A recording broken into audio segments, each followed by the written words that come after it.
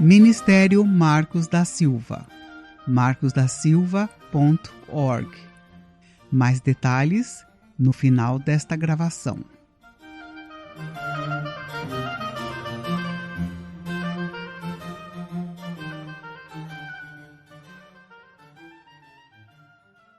Série Combatendo as Forças Espirituais.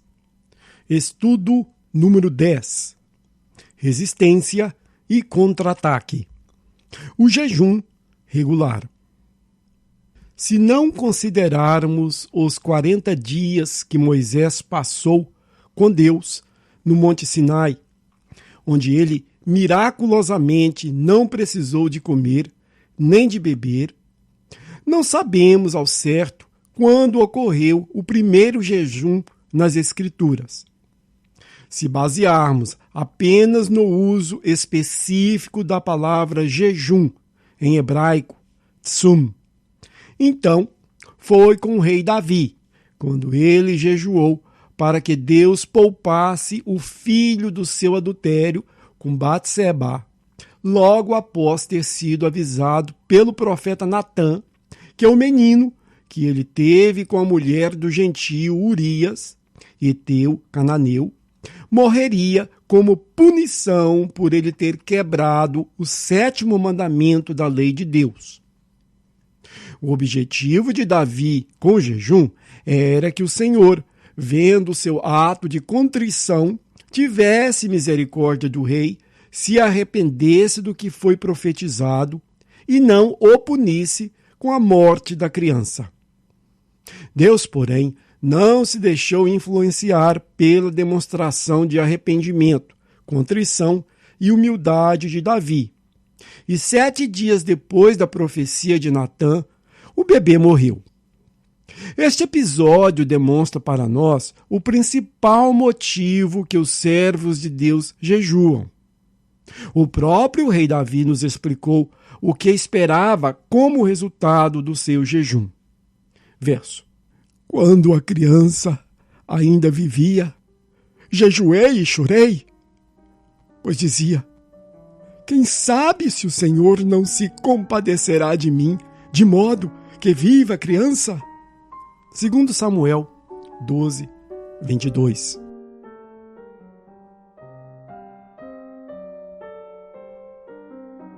O jejum como um sacrifício pessoal.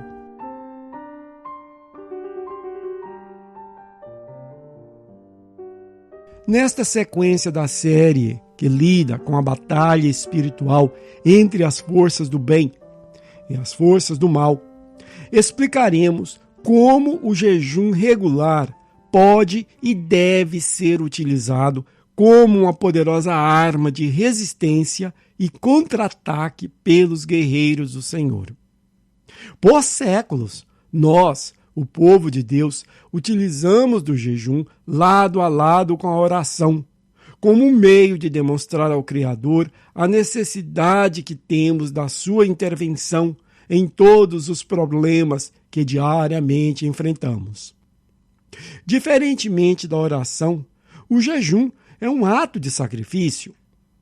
Todos os tipos de jejuns estão ligados ao sacrifício pessoal. Aliás, este é possivelmente o tipo de sacrifício mais pessoal que alguém pode oferecer ao Senhor, uma vez que os efeitos são sentidos no próprio corpo e mente.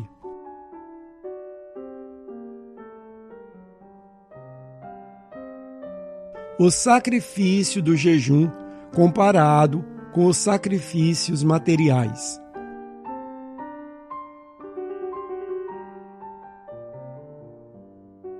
Comparemos o jejum com as ofertas materiais, por exemplo.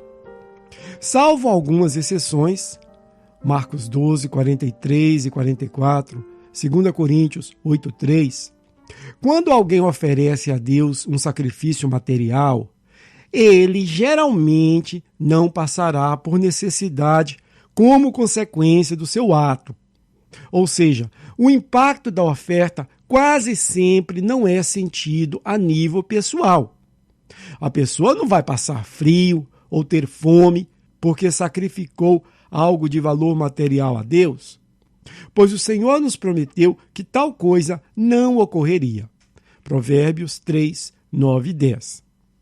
Na realidade, as promessas de Deus para sacrifícios materiais são todas de retornos superiores ao que foi sacrificado, como todos nós sabemos muito bem. Verdade esta que, infelizmente, tem sido usada e abusada por tantos exploradores da fé nestes últimos dias. Mas no caso do jejum, não existe outra forma de fazê-lo sem que o cristão sinta no corpo, literalmente, o resultado da sua oferta. Além do que, diferentemente de um sacrifício material, Malaquias 3:10, e até mesmo da oração, Mateus 21, 22, não existe nenhuma promessa específica de que Deus sempre nos dará aquilo que procuramos obter com o nosso jejum. Uma verdade que podemos verificar facilmente com o exemplo de Davi no início deste estudo. O fato de Deus não nos prometer que teremos o resultado que queremos obter se jejuarmos, torna o jejum algo muito precioso para Deus. Ou seja, quando jejuamos, estamos fazendo um sacrifício sem qualquer promessa de que receberemos algo em retorno. Mas assim mesmo o fazemos. Jejuamos apenas confiando na misericórdia de Deus.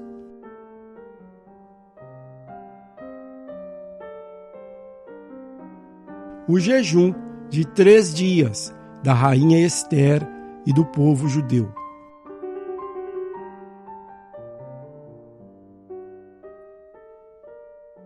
Além do jejum do rei Davi, já mencionado acima, um dos jejuns mais conhecidos nas Escrituras Sagradas foi o da rainha Ester, que além de jejuar pessoalmente, também pediu ao seu primo e pai adotivo, Mardoqueu, que requeresse que todos os judeus no seu reinado participassem do jejum de 3 dias, na esperança de que Deus os livrasse de um completo extermínio. Ester 4,16.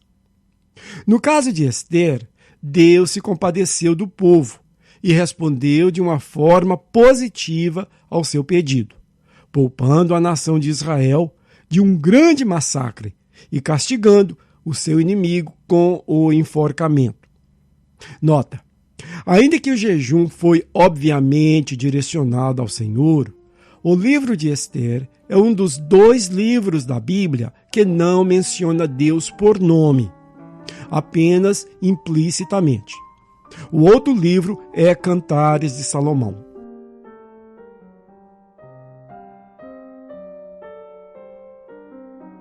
O jejum objetivado e o jejum regular.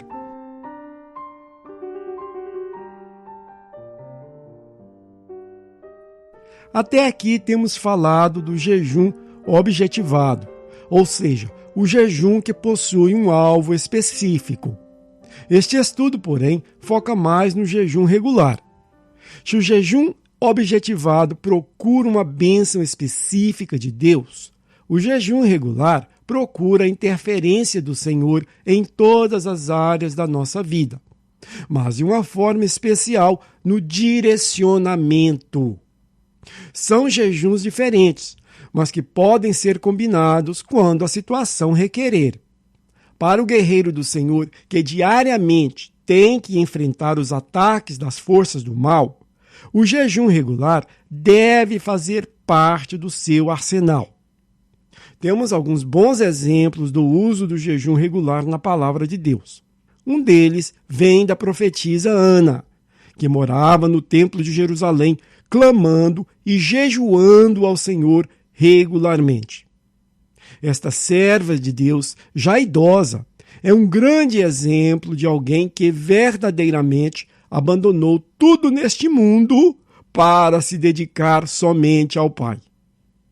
O Senhor a recompensou, dando a ela a oportunidade que pouquíssimos profetas tiveram, que foi ver o tão esperado Messias com seus próprios olhos. Ao ver Jesus, ela, verso, deu graças a Deus e falou a respeito do menino a todos os que esperavam a redenção de Jerusalém. Lucas 2, 37.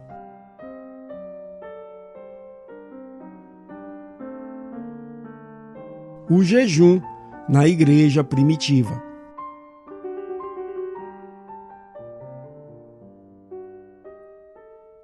Sabemos também que o maior de todos os profetas, João Batista, jejuava com seus discípulos regularmente. Lucas 5:33. Como também os líderes e membros das igrejas apostólicas, conforme podemos averiguar em Antioquia. Verso. Enquanto eles ministravam perante o Senhor e jejuavam, disse o Espírito Santo, separai-me a Barnabé e a Saulo para a obra a que eu os tenho chamado. Então, depois que jejuaram, oraram e lhes impuseram as mãos, os despediram. Atos 13, 2 e 3. Esta passagem que relata a prática do jejum na igreja de Antioquia é de imensa ajuda para entendermos o propósito do jejum regular, que é receber a direção, confirmação e aprovação de Deus.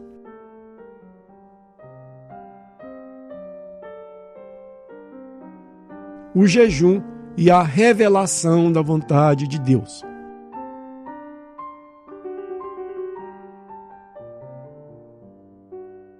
Notemos que o jejum destes líderes foi mencionado 2 vezes, antes e depois da revelação do Senhor. O jejum, unido às orações dos irmãos, foram agradáveis a Deus, e o Senhor respondeu primeiramente os direcionando quanto à sua vontade. Separai-me a Barnabé e a Saulo para a obra a que os tenho chamado. Atos 13, 2. Quantas vezes expressamos o desejo de saber qual é a vontade de Deus na nossa vida? Temos muitas ideias, temos muitas possibilidades e gostaríamos de seguir no caminho que sabemos ser aquele que tem a aprovação de Deus. Mas nos falta este conhecimento. O jejum regular complementa a oração quando procuramos obter de Deus a sabedoria que tanto almejamos.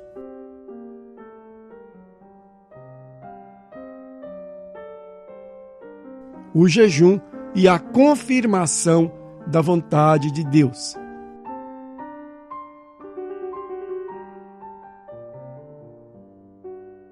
Ao que nos parece, porém, os santos de Antioquia não ficaram satisfeitos somente com a revelação de Deus e desejaram uma confirmação de que o que ouviram vinham realmente do Senhor. Isto não é de se surpreender, pois a responsabilidade do que estavam para fazer era grande. Afinal, Paulo e Barnabé eram 2 dos mestres e profetas da igreja. Atos 13, 1.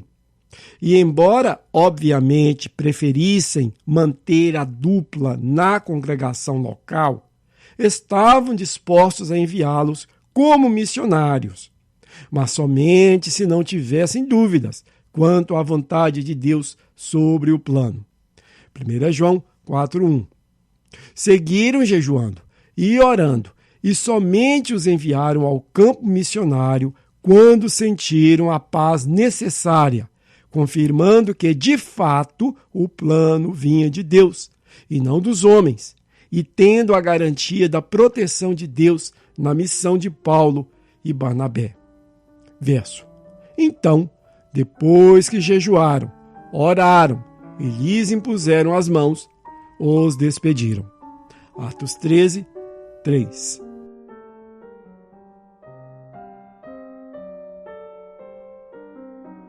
Jejuando regularmente em busca de direção.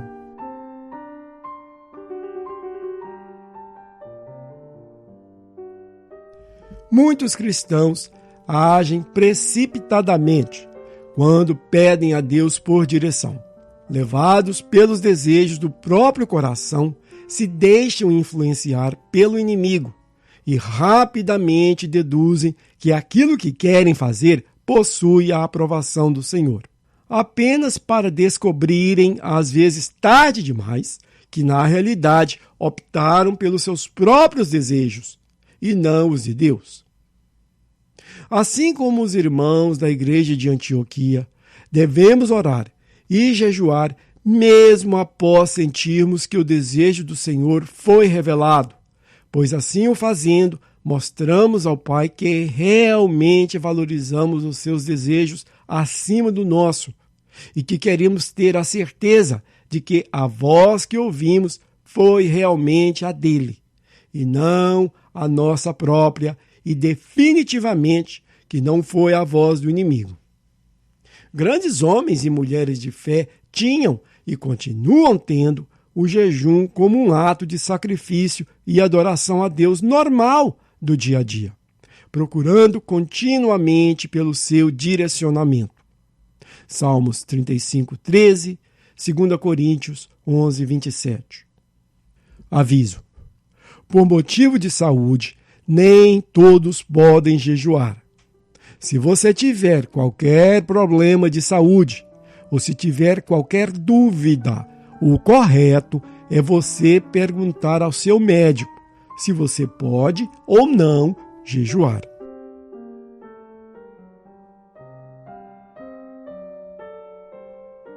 O jejum bíblico explicado.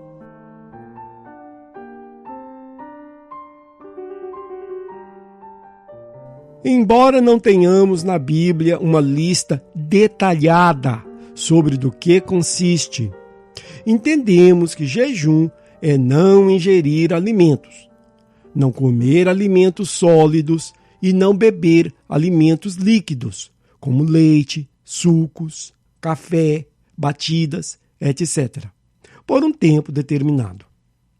Evidências sugerem que na maioria dos jejuns bíblicos a pessoa bebia água, uma vez que a água não é alimento. Quando lemos que a pessoa não comeu e nem bebeu, como no caso da rainha Esther, Esther 4:16, e do apóstolo Paulo, Atos 9:9, possivelmente se refere aos alimentos sólidos e alimentos líquidos mencionados acima. A experiência de Moisés no Sinai menciona a água por nome, mas não foi chamada de jejum nem por ele, nem por qualquer outro autor da Bíblia, pois creio que ele só conseguiu ficar sem água por 40 dias porque estava na presença de Deus. Êxodo 34:28. E o de Esdras, que também menciona a água, não relata a duração, podendo ter sido bem curto. Esdras 10:6. O nosso maior exemplo, o jejum de Jesus no deserto, não inclui água. Mateus 4:2. Mas se alguém quiser ser contencioso sobre este ponto, não encontrará oposição da minha parte.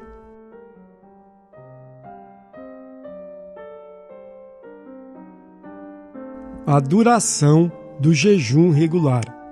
Um exemplo pessoal.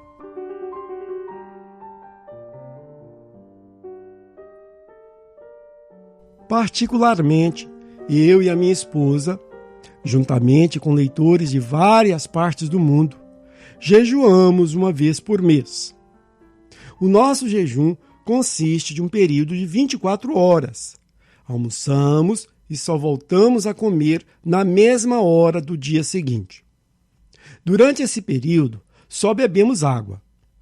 Sei de pessoas que jejuam por períodos maiores e menores do que 24 horas. Conheço um pastor que jejuou por vários dias. Não me recordo se ele disse 2 ou 3 semanas. Uma amiga me disse que pode jejuar por 12 horas apenas. E alguns, como já disse no aviso acima, não podem jejuar por nenhum tempo.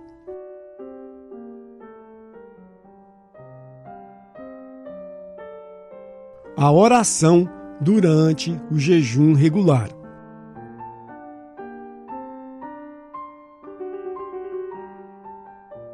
O melhor é jejuar em um dia que você possa ficar em casa. Se for possível e se for perto, é sempre bom ir meditar em algum local onde for tranquilo e de bela natureza. Neste dia, leia a Bíblia e ore mais do que normalmente você o faz. Fale com o Senhor especificamente sobre tudo aquilo que tem lhe preocupado, sobre todas as suas lutas nesta batalha contra as forças do mal. Peça a Deus que Ele mostre em que áreas da sua vida você pode mudar para que Ele se agrade ainda mais do seu modo de viver. Tiago 4:8.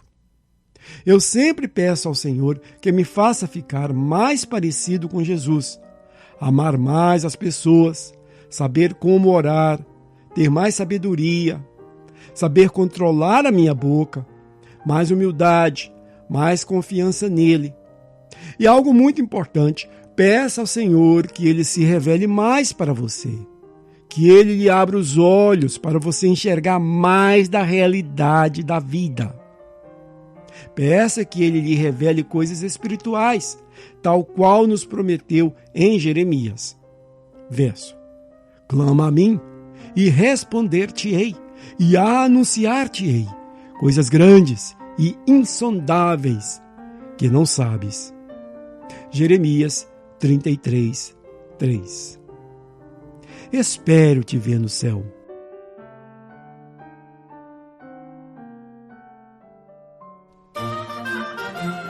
Ministério Marcos da Silva. Acesse o nosso material gratuitamente no site marcosdasilva.org. O endereço do site é markusdasilva.org.